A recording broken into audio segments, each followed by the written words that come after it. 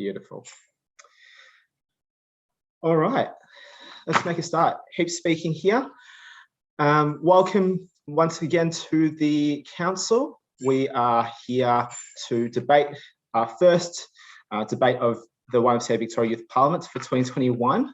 It's really, really exciting, and there's a little bit of nervous energy as well in the room. I am excited to see this debate come forth, and I'm really excited to have Anthony Carbone MP, the state member for Ivanhoe, with us today to chair this debate. And I think we are ready to make a start. Thanks very much, Heap, and welcome everybody to YMCA Victorian Youth Parliament 2021, and I'm pleased to be chairing this session. Of course, I know amongst many of the schools represented today include Ivanhoe Girls Grammar, and I welcome them particularly, given I represent the Ivanhoe electorate in Melbourne's northeastern suburbs. But of course, impartial as I am today in my role as chair, I wish everyone well. I participated previously in the Youth Parliament as a chair, but of course, we've done that in person. All of us have had a lot of experience with these processes through online. And I did want to also acknowledge that wherever we are today, we join online on the lands of the traditional owners. I pay my respects to their elders, both past and present. Without further ado, can I just say, enjoy the session, make your contributions, take your time, and wish you all the very best. And I'd like to kick off by calling on the sponsor of the bill.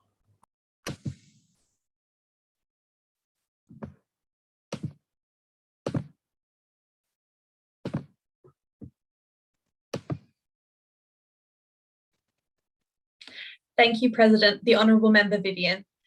Good morning all. To begin, this speech will discuss sensitive issues, which, as is outlined in our definitions clause, is those that are likely to cause emotional or mental distress to involved parties. This debate will contain mention of sexual assault, racism, and mental health crises. This speech may be challenging or triggering for some people. If they feel concerned about the content, youth parliamentarians and members of the gallery are encouraged to step out or mute their volume and return in a few minutes' time. The implementation of compulsory training for Victorian police surrounding sensitive issues, as outlined in this bill, lends to formulating a more understanding police force who, with the nature of the training's recurrence, are up to date on society's current needs and values. Flaws have been noted in several manners executed by police officers.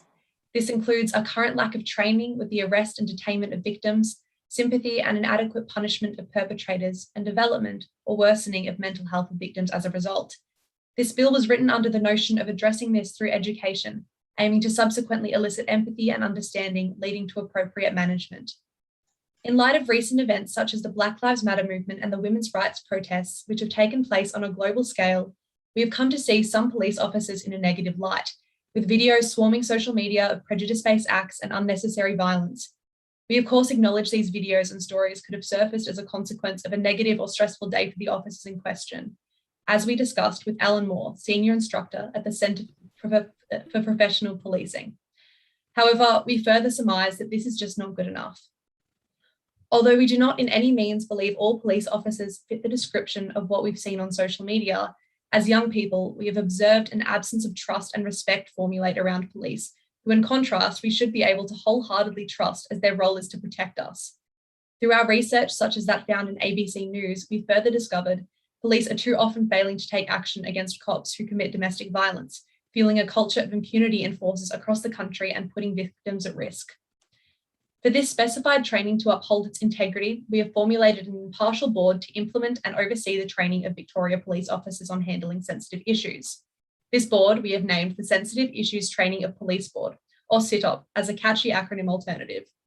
This SITOP board boasts an array of members to lend to its credibility, such as trained psychologists, domestic violence specialists, government members, trained facilitators, advocates, and survivors of the sensitive issues the training aims to acknowledge, further chiefs of specialised departments relating to sensitive matter. The concept of accountability holds immense value within this bill, with training having to be renewed every 2 years and further being reviewed annually via statutory testing. If requirements within the test fail to be met, an individual must retake the test and a suspension will occur until requirements of this test are met. This training is invaluable and essential within our police force, and its renewal holds key. As Ellen Moore stated, police coming through the police academy are going to be better educated and better embodiments of society's values. However, for those in the force currently who have been for possible decades, training is not being updated and is not at an adequate standard. It is here we believe outdated views and approaches are making their way to our attention. We must ensure that every member of the police force is adequately and thoroughly trained with all the knowledge they require to navigate their way through what is often a difficult job. Within Clause 8 regarding circumstances within a state of emergency and/or disaster, we further developed comprehensive details in the case of a state of emergency, a priority for us in light of what we have endured throughout this pandemic. This clause lends to the thought put into this bill in all circumstances. Clause 8 will remain as a backup to help if there are more state of emergencies or disasters in the future, and to help people not be fined for a pandemic out of their control. A comprehensive clause on the process of training has further been included through Clause 5 and Clause 7, which outlines penalties and their varying severity, which has strengthened our bill in its detail. This bill would be an invaluable addition to our state government, as it would formulate a more understanding and respectable police force who mirrors society's current values and would in turn build up trust between Victorians and all those a part of the police force, ultimately strengthening our justice system. Thank you. Thank the Honourable Member. We're moving to, as part of our second reading, the refuter, and I call on the Honourable Member to make their contribution.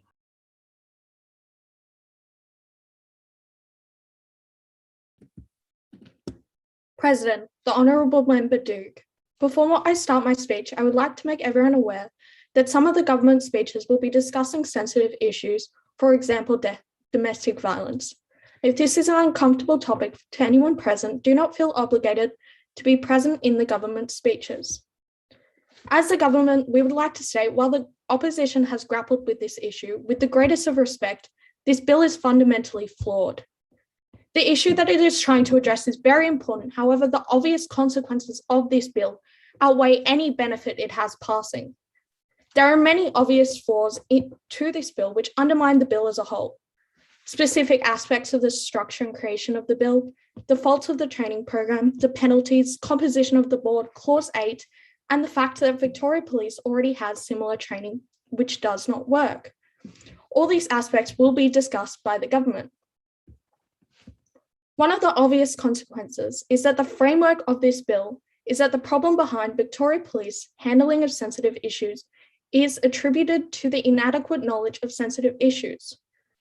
The issues that Victoria sees regularly with police handling these cases are not because of inadequate knowledge, but by the obvious prejudice that is seen throughout Victoria Police. These issues are not just going to be changed through training. This is an issue about the culture of police, and a week-long training is not going to change the problem no matter what the opposition says. Training only ever works when combined with other measures, and the opposition has not supplied any other aspects to address this issue. The training could have been added in as a clause or two of another bill, but to fix this issue as a whole, proposing just training will not work, which furthers the government's case that a new bill should be written regarding fixing the Victorian Police reaction to sensitive issues. As the government, we will also be further discussing alternative measures. Furthermore, the precise nature of parts of this bill is ridiculous. This is an act of Parliament, and any minor change to the training will require a bill, and this takes months to occur. So if SciTop wants to change the training from 7 to 6 days, they would need an act of Parliament to do it. Same with the 85% or higher grade. This board would be newly created, and they would not have a definite structure yet. Creating such a rigid mandatory guidelines would hinder SciTop's success before it would have even started. The next flaw is the time of commencement. The bill shall commence upon receiving assent from the Youth Governor of Victoria. The opposition has also proposed that all Victorian police have to have completed the 1-week course or be suspended. Obviously, the opposition has not thought through that this means the entire Victorian police will be suspended for a full week. While that is very generous of the opposition, I'm sure Victorians will get a fright when all police stations are closed for a week, catapulting Victoria into a state of emergency, which the opposition seems very concerned about, with a specific clause on it, but for some reason have not thought this through. Again, I would like to thank the opposition for bringing forth this issue, which goes against Victoria Police motto, uphold the right, and its purpose in Victorian society to protect citizens. This is an issue that is very difficult to handle, and although nothing would be guaranteed to work, the opposition has tried their hardest to fix this issue. So we as the government tip our hats for that. But this parliament is not only about seeing the issue, but the actual bill behind it. And do we want to pass a bill so fundamentally flawed? This bill is essentially putting a half-torn Band-Aid over a bullet wound. And as a government, I respectfully say no to this bill. Thank you. The floor is now open for debate from government and opposition with 2-minute contributions. Our next speaker will be a member of the opposition, and I'm looking for our next speaker to be highlighted, and I call on that honourable member to make the contribution. Thank you, President, the Honourable Member Hoskin. I now draw your attention to the importance of accountability surrounding these sensitive issues within the entire police force. It is noted that with every new individual coming through the academy, improved moral and ethical values are integrating themselves into the department along with the generation. However, it is vitally important to hold the current force accountable and issue valid education on the sensitive matters. To ensure this, we have thoughtfully regarded the implementation of Clause 6 of this bill, which outlines the procedure of renewal and testing. This renewal ensures the education training is being reinforced and reinstated, as well as updated through time in order to make sure each and every member is not only receiving current information, but also undergoing a sufficient high level of educational training. More important even than the renewal is the enforcement of mandatory testing in assurance that members of the force are taking in all the information, as well as having the ability to recall and infiltrate the educational training into their work life. The simple test will require a minimum 85% outcome score. As stated, if the results are not met, a suspension for the individual will be ensued until these test requirements have been met. This suspension serves as a key part in making sure each employed officer is aware of the consequences of their ignorance and/or prejudice towards these sensitive matters. It is extremely important now more than ever that these officers are aware and held accountable for their actions, language, and discrimination. This education and assurance that members of the Victorian Police Force are well educated and understand these important sensitive issues is vital in maintaining the safety of both the Victorian public and the force itself. Thank you. I thank Honourable Member Hoskins, concluded her contribution, and I seek the call from Honourable Member Butler. Thank you, President. The Honourable Member Butler. The aspects of these training programs that would be established alongside this bill are astonishingly unrealistic and would ambiguously not function in real-life police academies and police stations. How does the opposition expect to train the entirety of the Victorian Police Academy in these sensitive issues when such a generalisation of sensitive issues fails to recognise the prominence of specific trainings for particular job roles within the police force? On top of this, Clause 5.1 outlines that these training programs are to proceed for a period of 1 week, which is incredibly onerous for workers, especially considering these trainings will be held in person. The vast majority of the training programs that are currently in place for police academies are online with a maximum duration of 2 days. If the sponsors of this bill are of the opinion that these training programs should be held in person, then it is outstandingly unnecessary to increase the duration to such an extent due to the fact that the effectiveness of learning through in-person training is dramatically increased. Therefore, the burden of 1 whole week away from their vital jobs of protecting society for trainings can be reduced. It would be much more effective for these training sessions to occur more frequently with a shorter duration rather than once every 2 years to truly capitalize on society's current and ever-changing views and values.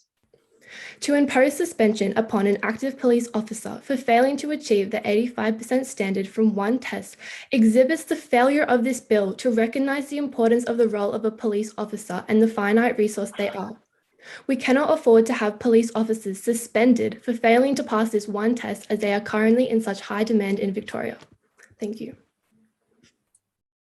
Honourable Member Butler's concluded a contribution, and we move to Honourable Member Thomas. Thank you, President. The Honourable Member Thomas. The importance of Clause 8 is that it is designed for when a state of emergency or disaster is in place for Victoria. Over the past 18 months, Victoria has been in that position during the COVID-19 pandemic and has been through 6 lockdowns, finding it difficult to contain the virus. With the use of Clause 8, Victoria will be better prepared for such problems which could be foreseen in the future. Victoria only has 40% of citizens fully vaccinated and will most likely remain locked down for a while, with over 500 community transmission of COVID-19 cases per day. As seen in other countries globally, a vaccination target does not mean that lockdowns will end and people will be free from restrictions. In Ireland, a few months ago, they had reached over 92% fully vaccinated citizens and removed restrictions. After having a large spike in cases, Ireland went back into lockdown, despite the high vax rate. With this being a possible reality of an extended state of emergency or disaster, Clause 8 should be considered as an appropriate measure and a positive addition to legislation. The future is unclear and no one can predict it. In Australia, we believed that our Prime Minister would have had everyone vaccinated before the end of last year. The delay has hurt the economy and demonstrates that this pandemic is hard to control. Clause 8 is an addition that should be included and will assist with the handling of the state of emergency or disasters in the future and add as a backup for if things were to go wrong.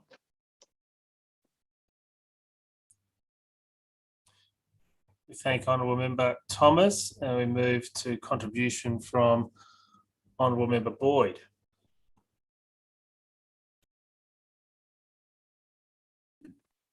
President, the Honourable Member Boyd. The penalties set out by this bill are flawed and unrealistic in several ways. First, this bill allows the sit-up board to function as judge, jury, and executioner. Clause 7.4 gives the board the power to issue up to level 2 sanctions, quote, at their discretion. At no other time in Australia's history have we given this sanctioning power to someone other than the courts. There is no mechanism to prevent the board from wrongfully incarcerating members of Victoria Police, thus showing immense disregard to the human rights of police officers and seriously jeopardising the credibility of the opposition's bill. Secondly, the sanctions outlined by this bill are extreme. Clause 7 permits the board to impose sanctions ranging from 5 to 20 years imprisonment simply for failing to provide adequate training. The punishment does not fit the crime. For reference, the maximum penalty for dangerous driving causing death is 10 years imprisonment. Is the opposition implying that failing to comply with their training is a more heinous crime than taking someone's life? We will not support a bill with such disproportionate penalties. Thirdly, extremity of the penalties aside, Clause 7 states that, quote, police stations and the Victoria Police Academy will be sanctioned for failing to provide adequate training. What the opposition means by this is unclear. Do they propose we imprison the entirety of the Victoria Police Academy? That poses some serious logistical problems. Or are they proposing we fine the Victoria Police? This would simply take the money from one government pocket and place it into another. Either way, the opposition has established penalties which are both extreme and logistically flawed, and we will not support this bill which threatens the human rights of Victorian police officers. Honourable Member Boyd has concluded her contribution, and Honourable Member Scott has the call. Thank you, Mr. President, the Honourable Member Scott. I'd like to thank the Honourable Member Boyd for drawing to our attention the sensitive issues of training of Police Board, or SITTOP. This board is designed to ensure the implementation and continuation of the training is independent and does not allow for loopholes for the police force, which, as we know, is a very powerful organisation. This power is exactly why we require this board and this training. No one is above the law, much less those entrusted with the safety of society. Large organisations with the power and finance of Victoria Police can be susceptible to corruption and dishonesty, and this board aims to prevent that. Outlined in clause 4.2 of our bill is who the board comprises of.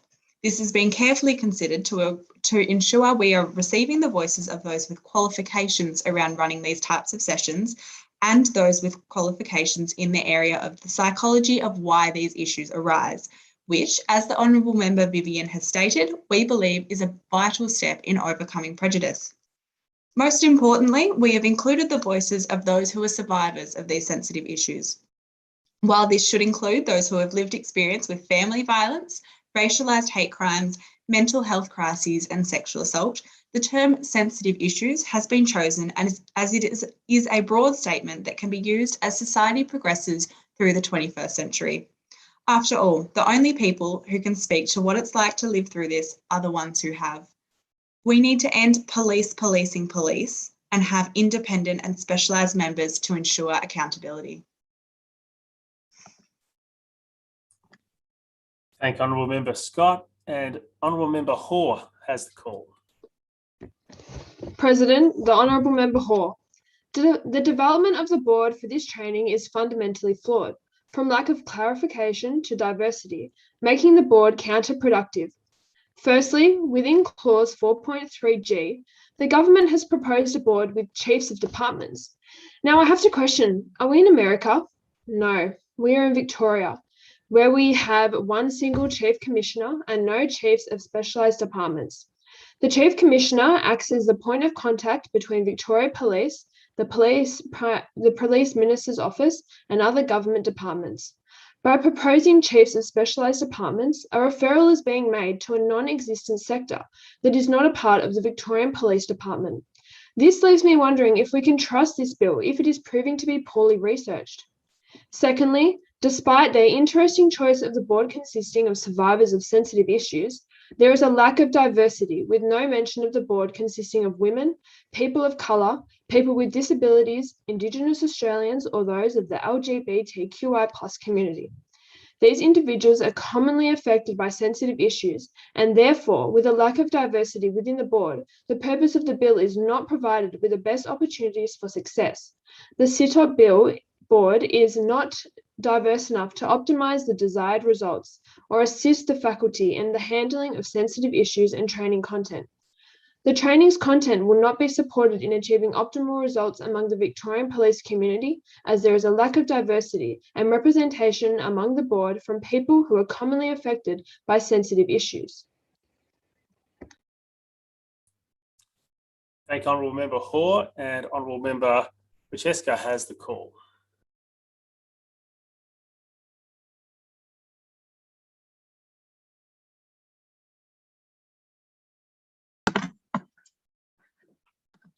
President, the Honourable Member Pateska. Due to the weight of importance within this training, penalties have been enforced to emphasise that this training is in no sense optional. The penalties and the variety in severity lend to the accountability component in this bill. An individual refusing to partake in training shall be awarded a level 6 offence. The failure to comply with this testing is something we hold quite seriously, which leads to this level of the offence in this instance. This level 6 offence translates to 3,000 penalty units. This is the smallest of penalties listed in this bill as it regards the individual. A department refusing to provide satisfactory training shall be awarded a level 4 offence. Each department holds a strong sense of accountability for all officers under their care. Hence, a duty of care is employed in this sense for all departments, which is links to this greater offence level. The Victoria Police Academy refusing to provide satisfactory training shall be awarded a level 2 offence. This translates to an approximate fine of $545,222.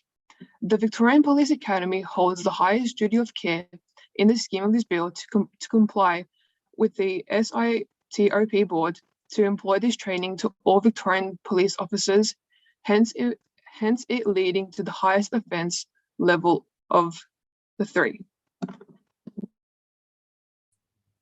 Thank Honourable Member Francesca, and Honourable Member Furr has the call. President, the Honourable Member Furr. The sponsor of this bill have failed to acknowledge the logistics of their training, clearly shown in Clause 8 titled State of Emergency or Disaster. The sponsoring bill states that during a state of emergency or disaster, penalties for non-compliance shall not be imposed. However, after just a measly 3 weeks of a state of emergency being lifted, the same absurd penalties will be binding for not partaking in training. First and foremost, a state of emergency can last for several years. Currently, the COVID-19 pandemic state of emergency has lasted for over 18 months. If no enforceable sensitive issue training were to occur within this 18-month time span, does the sponsor realistically believe that all 18 months worth of uncompleted training can take place within a short 3 weeks? And even if this imprudent concept were to happen, does that mean that there would only be a fraction of police actually doing their jobs during this so-called catch-up 3-week window? This bill has evidently ignored the logistics needed to implement this program. In addition, during a state of emergency is when the adequate handling of sensitive issues is needed most, and for training to suddenly not be imposed during this fragile time is infeasible. During 2020, in a state of emergency, domestic violence rates have climbed almost 10%, the highest the state has ever recorded. For police to specifically not be obligated to undertake training to manage these increasing and changing issues during a time where it is most visibly needed is ludicrous and must not be overlooked in this bill. Thank Honourable Member Furr, and Honourable Member Beard has the call.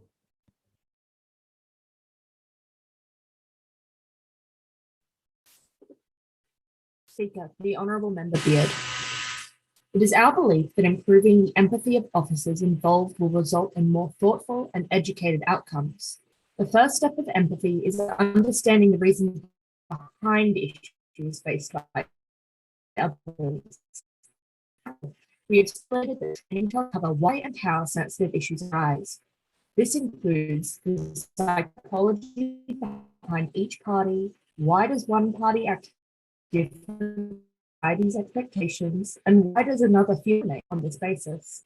We hope that by having police officers who understand both their own prejudice and the prejudice of others, this can be overcome. Studies specifically show that police are more likely to be trusted when they display empathy with the community's concerns. Additionally, this is extended to many fields, not only our police force.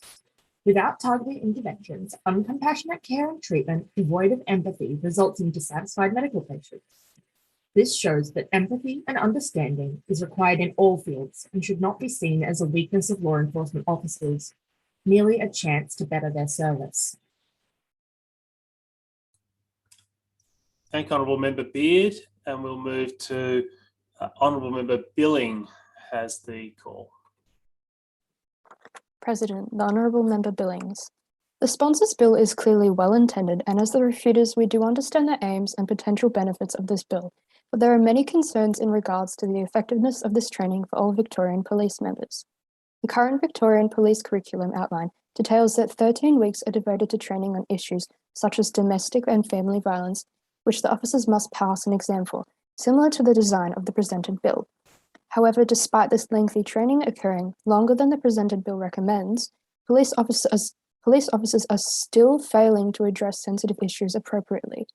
Research collected by Heather Douglas found that most women were often dissatisfied with the police response to domestic family violence, and that police have failed to investigate the matter seriously, often blaming the women and aligning with the abuser.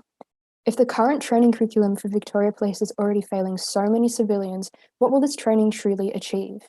It has been proven again and again that officers are failing victims despite their extensive education. Thus, we recommend the sponsor considers alternatives for aiding Victoria Police and society. A small town in Kentucky, USA began the initiative of hiring social workers who are specialized in mental health, addiction, and family conflict resolution, accompanying officers or acting as second responders. These social workers were told that people were, quote, very glad they didn't show up in a police cruiser at their home and that they were more likely to talk to them.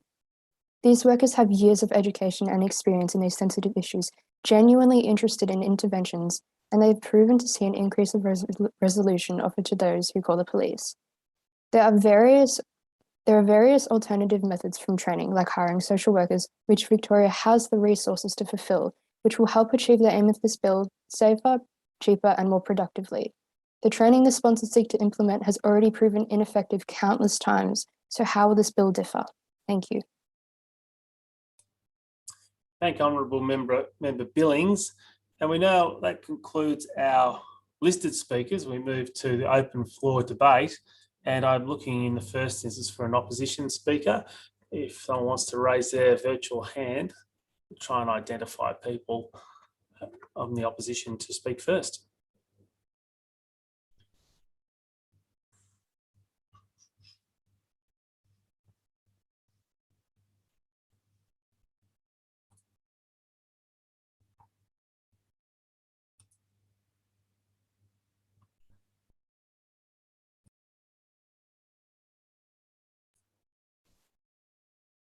I have Honourable Member Beard. Speaker, the Honourable Member Beard. The opposition argued that the 1 week training program being created as 3 weeks to catch up after a state of emergency was too short of a time period. However, previous arguments stated that the 1 week training period was too long, that it was a disservice to the officers who had to do it. So, which is it? Is the training period of 3 weeks too short, 1 week too? If it would be appreciated. Additionally, all training needs to be paid for under Fair Work. So, a shift worker who only has, say, between 30 to 40 would inevitably be paid if they were given payment for the end, where they would perhaps have more hours and thus be financially compensated for the extra time. Thank you. Thank you, Honourable Member Beard. I'm looking for a speaker from the government, preferably someone who hasn't spoken yet. Just raise your hand. I've got Honourable Member McRae. President, Honourable Member McRae. In addressing the previous opposition members' concerns, the government raised that it is the 1 week that is too long for just one segment of training. However, only allowing 3 weeks to catch up on several 1 week training sessions for all of the police force, or the significant amount that would be needed after a state of emergency, is what the real issue is. Thank Honourable Member McRae. The call goes to an opposition member. Just looking for any hands up from members of the opposition to make a contribution from the open floor.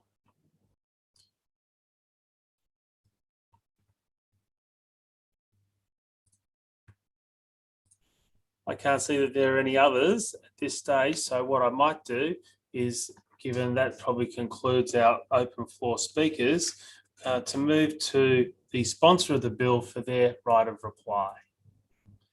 And I think for the right of reply, am I going to Honourable Member Vivian, is that correct? Thank you, President. The Honourable Member Vivian. I would first like to address the concerns that arose in opposition to this bill. First, that Victoria Police already has training that doesn't work.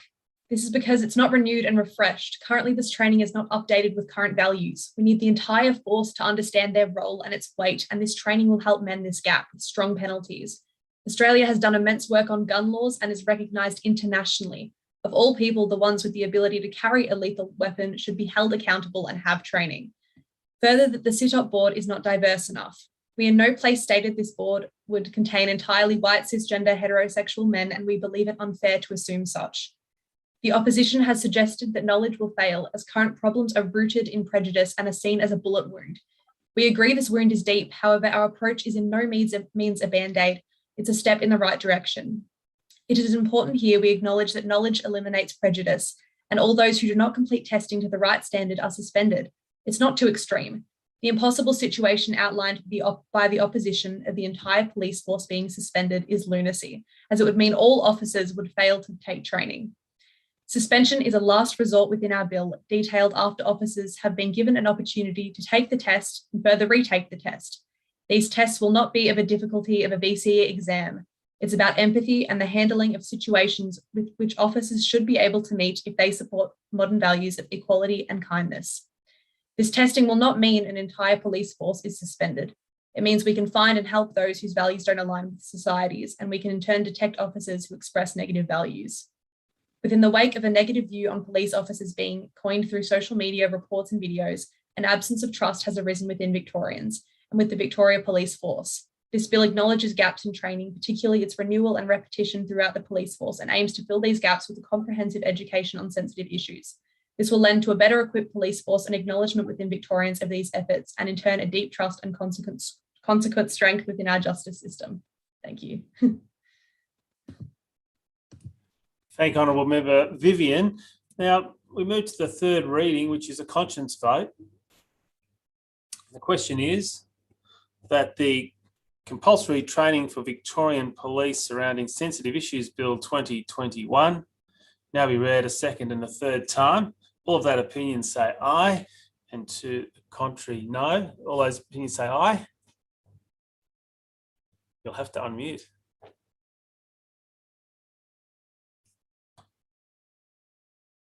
All those to the contrary, no.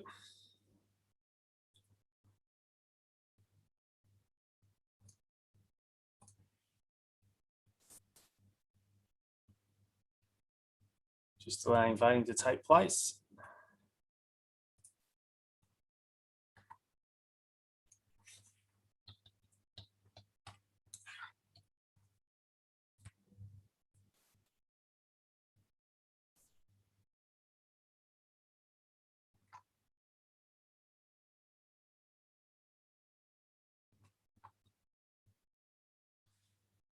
On the basis of the voting, or we'd say that the ayes have it. I think the ayes have it, unless there's a formal division called, and it's resolved in the affirmative. The result of the division is 18 ayes, 16 noes, and therefore it is resolved in the affirmative. Congratulate and thank everyone for taking part in our debate with relation to the Compulsory Training for Victorian Police Surrounding Sensitive Issues Bill 2021. Congratulations and thanks to all of you who've contributed. There were some great points made and some great rebuttals as well. So congratulations to you all.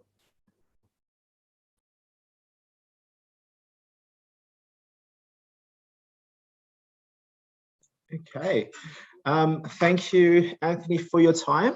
Thank you for chairing the debate for us. I really hope you enjoyed the online chaos that we've got going on, and for helping us go through with those technical difficulties as well. So once again, thank you for your time.